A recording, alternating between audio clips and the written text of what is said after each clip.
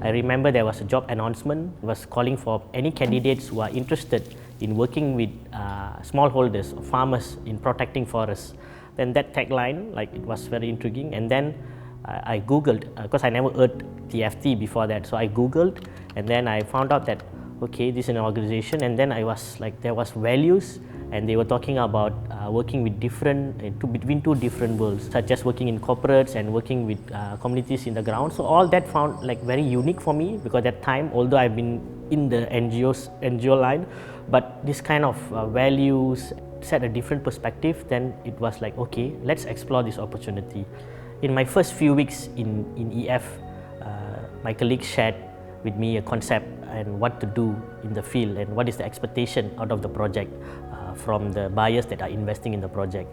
And also they were sharing with me what are the methodologies that we should use and how we can conduct this project in the field.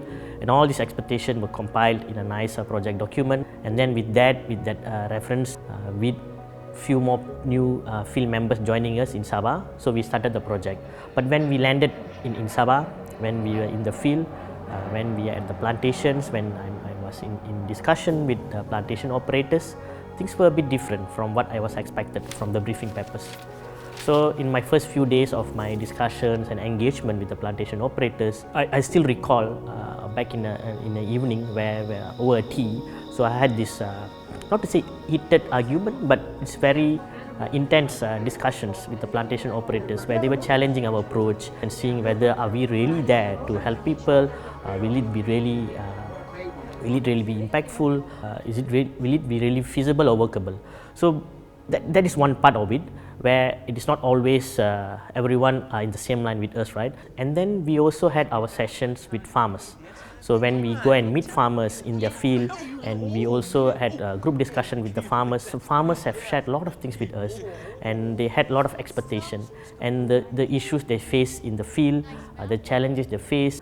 So, but in this angle, there were a lot of expectation, and there was a lot of hope they put forward on us, like they were looking forward whether are we there to solve the issues that we have faced. One of the main challenges the smallholders face in the project location was conflict with wildlife, especially elephants. There were farmers who were very angry because they lost a lot of crops, and this really lead to a lot of loss in their income.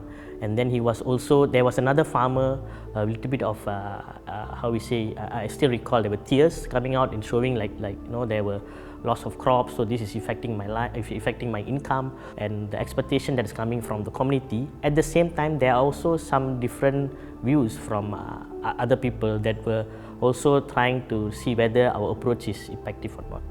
And then we also had the opportunity to bring in buyers of the products who are supporting the project to the field, so where they can in the first hand, they were experiencing how things are happening in the field.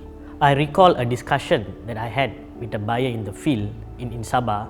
So during the discussion, I recall some of these words where the buyer was telling that let's focus on the areas that we think that we can really make a difference and we can really contribute, rather than to be involved in everything. And from there onward, then we decided like, okay, so these are some of the things that we can help farmers, and we should choose our areas or the right battle that we want to go into, rather than going into all the battles.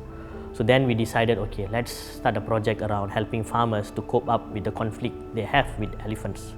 Let's help farmers diversify their income. Let's help farmers in the field to improve their productivity. These are the three main projects that we focused in our smallholder program in Sabah. Our team faced a lot of challenges in the field. One of it is logistic itself. Traveling in the field, going into the villages, going into the plantation takes long hours because of the road condition. Other than that, the team also spent a lot of time in the field itself, where they need to stay in the villages. They were practically living with the smallholders. So this, and also communication-wise, with less access to communications and internet facilities, so this also impeded some of our work in the field. So along the way, our team managed to adapt to this situation to see how best to work within this condition, at the same time deliver what we required for the project.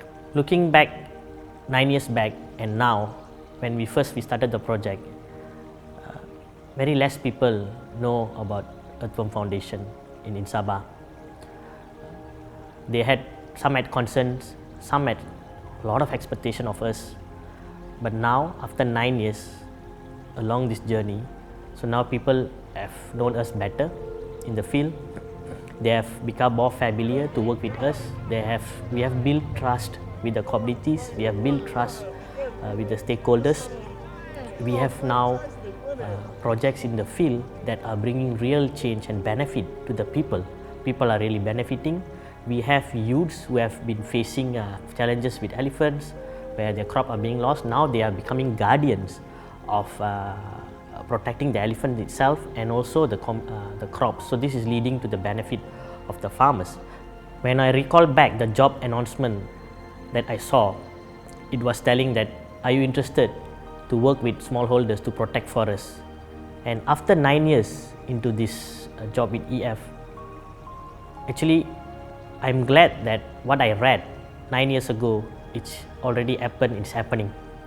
So I can see in the field now, I'm happy that it's more than just protecting forests, where the project that I'm involved together with my colleagues and other stakeholders is contributing for the farmers' livelihood as well.